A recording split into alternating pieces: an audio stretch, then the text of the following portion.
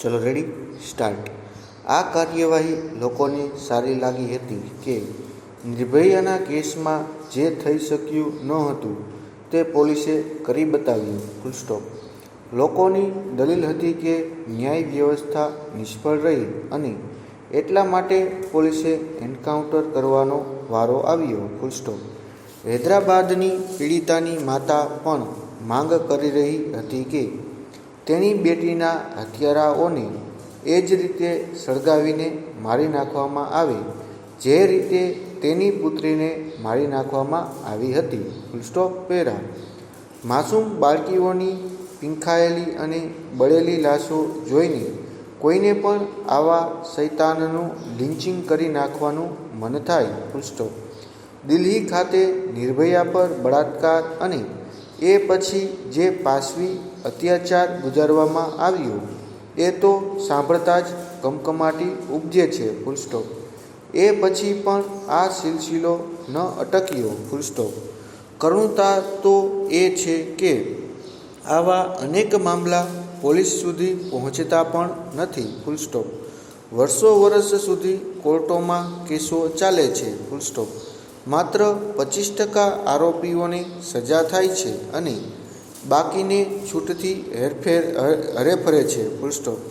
આવા છૂટી ગયેલાઓમાંના કેટલાય ફરીથી દુષ્કૃત્યો આચરે છે કે પીડિતાને જીવ લેવા સુધી રંજાડે છે ફૂલ સ્ટોપ। પેરા આજે 7 વર્ષ પછી નિર્ભયાને ન્યાય મળ્યો છે ફૂલ સ્ટોપ।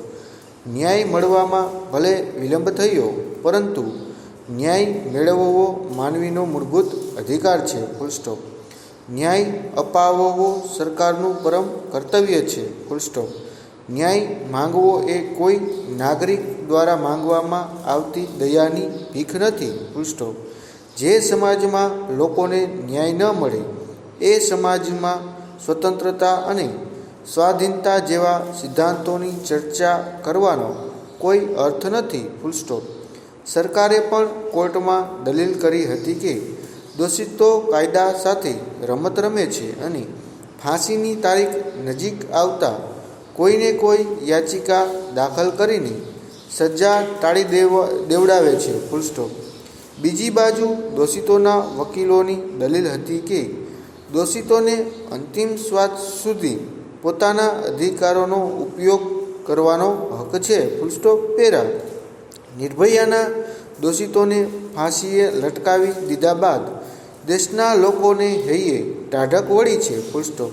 એ ખરું કે દોષિતોને બચી નીકળવાના માર્ગ બંધ કરવા અને તેમને આકરી સજા કરવી જરૂરી છે પરંતુ એવા પગલાં ગુના ખતમ થવાની ગેરંટી નથી આપતા ફૂલ સ્ટોપ। પેરા એ સાથે સૌથી જરૂરી બાબત એ છે કે એવી પરિસ્થિતિઓ જ ખતમ કરવી જે આવા ગુનાઓ આચરવાનું કારણ બને છે ફૂલ સ્ટોપ।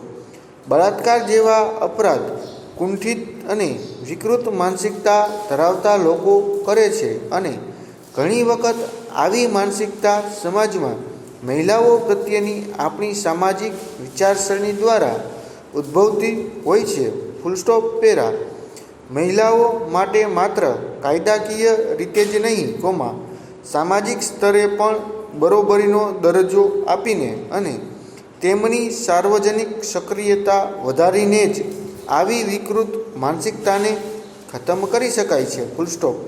એમ કરીને જ આપણે એવા સમાજની રચના કરી શકીશું જેમાં કુંઠિત અને જડ માનસિકતા ધરાવતા લોકોને સ્થાન નહીં હોય।